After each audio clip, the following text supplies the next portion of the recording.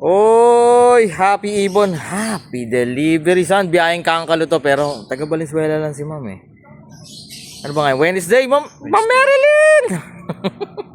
Madam, thank you so much. Happy Wednesday Ito na yung request nyo, albino.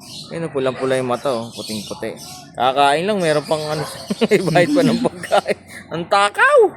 Marilyn, again, thank you so much for trusting Dan Sibunan. Surprise na ito sa kanyang anak san. Dali ng pinsan natin, kuya. Pangalan mo san?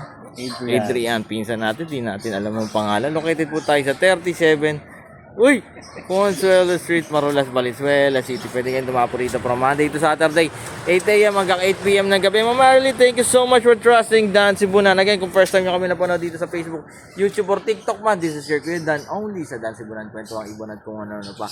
Yan Kapakpak, bisitahin yung mga online store natin nandiyan sa taas ng caption, Lazada, TikTok at Shopee. Ma'am Marilyn, thank you so much again. Syempre, son, lagi nilang tatandaan, mas masaya ang buhay. May ibon sa bahay. Life is happier with birds at home. God bless sa lahat. Bye-bye.